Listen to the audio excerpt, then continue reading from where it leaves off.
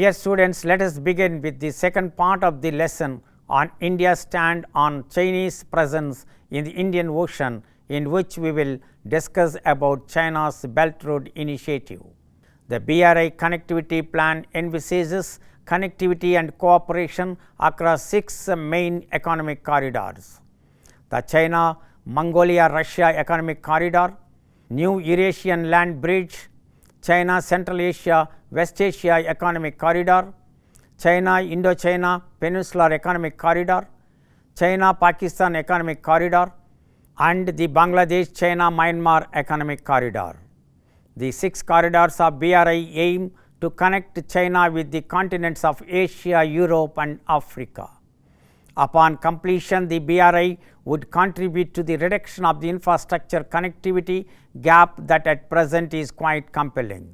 For Asia alone, the Asian Development Bank estimates requirements of $26 trillion in investment needs until 2030.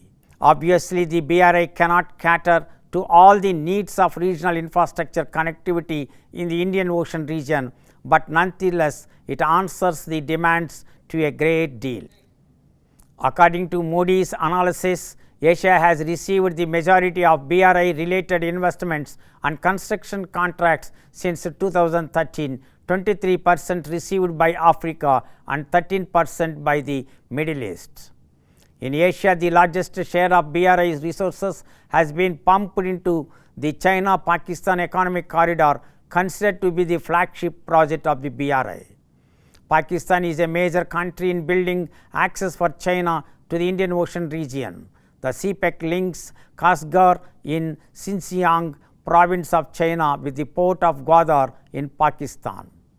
From 2013 to 18, BRI contracts worth around $40 billion have been made in Pakistan, ranging from port to road, rail, and energy projects under the CPEC. Energy projects account for nearly 2/3 of CPEC funding, and nearly 40% of the planned generation capacity uses coal, despite concerns of serious public health disruption from adverse effects of pollution and environmental change in Pakistan. Furthermore, the large-scale imports of materials and capital goods for BRI projects has added to Pakistan's already exceeded import bills, which might exacerbate Pakistan's debt to China specifically and the overall government debt in general.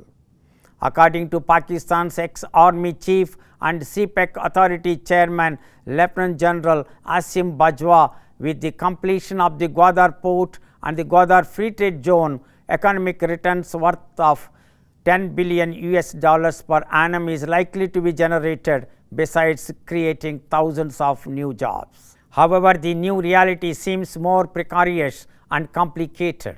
According to reports, Pakistan has already ceded full operating rights of the strategic Gwadar port and the special economic zone to China, coupled with a tax holiday for 40 years, thus eroding Pakistan's authority over national assets.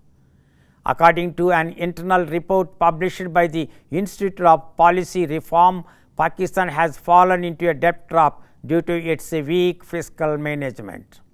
Pakistan's external public debt and liabilities has risen from $95 billion in 2018 to about $115.7 billion by the end of 2020.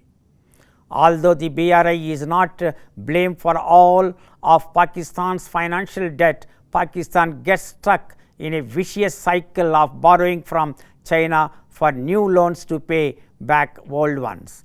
Reports also allege that Chinese workers comprise a majority workers on the sanctioned projects rather than Pakistani nationals. Overall, even according to Pakistan's opposition members and the media, Pakistan has not benefited from the CPEC to the extent predicted.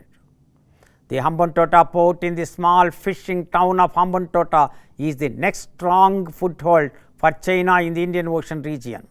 After a number of feasibility studies, the port construction plan as likely unprofitable yet the plan was approved by the Mahinda Rajapaksa government in 2010 with Chinese financing.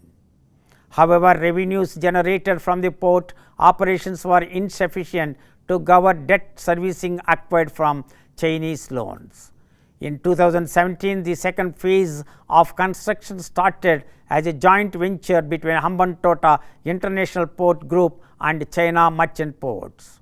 CMPS bought roughly 70% stake in the port's equity, while the remaining was owned by the Sri Lankan Ports Authority. The commercial operations of the port are handled by the CMPs and the SLPA jointly, while the government of Sri Lanka still owns the port. However, the port has not been able to generate revenue for Sri Lanka.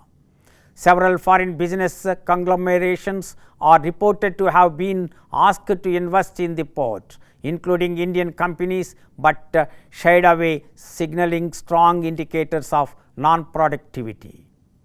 China is holding the port as one of its possible naval bases in the Indian Ocean region in the future. This would provide China with a natural advantage of a favorable location for assessing economic and military activities of other powers like India in the region. The Sri Lankan government has been criticized worldwide for selling its sovereign strategic assets to China. It is true that port operations have expanded since Hambantota was leased to CMPs of China. However, the port is not able to get revenue to assist with the debt servicing or to increase foreign currency inflows to support Sri Lanka's overall balance of payment. Transshipment of most of the goods from port is mainly from India. The next Chinese economic and military stronghold in the Indian Ocean region is in Djibouti, where the first overseas naval base of China is located. The naval base was formally opened in 2017 for the purpose of supporting China's anti-piracy missions off the coast of Somalia in the Gulf of Aden. However, over the time, China has built infrastructure in the region, including a 1,120-foot pier to carry Chinese aircraft carriers, assault carriers, or other warships. Currently, the base serves as a logistical resupply hub for the PLNA's blue water capital ships, like its amphibious warships or domestically designed Type 002 aircraft carrier. Economically, China has invested in construction of infrastructure in the form of building railways, highways and ports and other related infrastructure. China also holds an unspecified minority stake in the national Dorala port. China's Merchant Port Holdings Company also owns a stake of 23.5% in the port of Djibouti.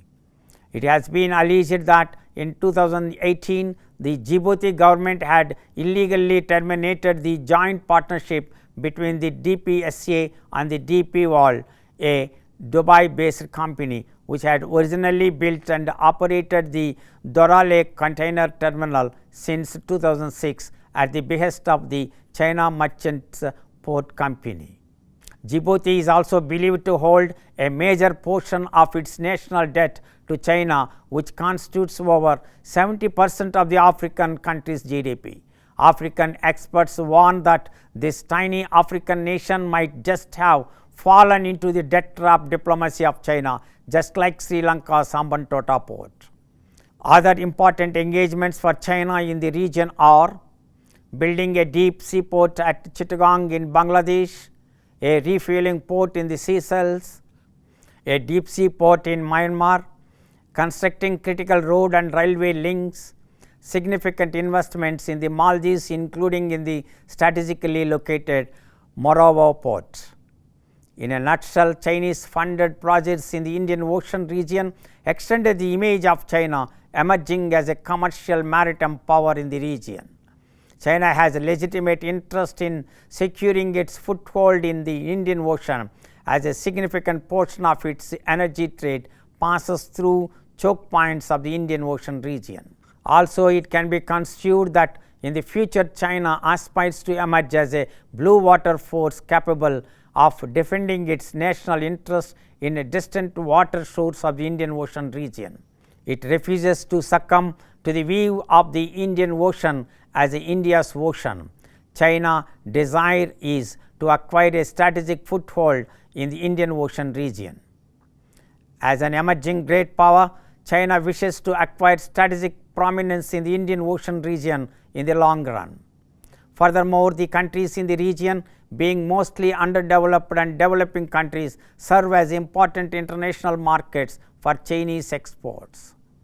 Strategically, in its great power competition with the dominant regional players, India and the United States, it would be crucial for China to acquire a strategic foothold in the region for surveillance and building maritime domain awareness to win a favorable balance of power vis-a-vis India and the United States in the long run.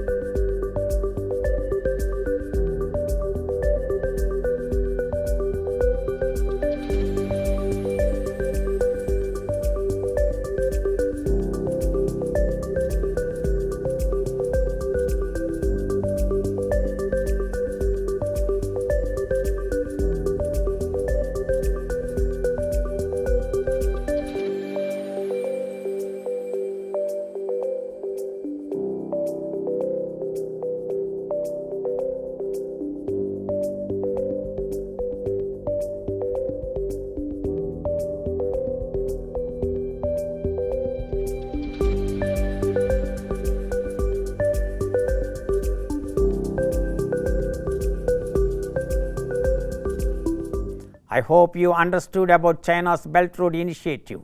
We will discuss about India's concern over Chinese presence in the Indian Ocean in the next video. Thank you.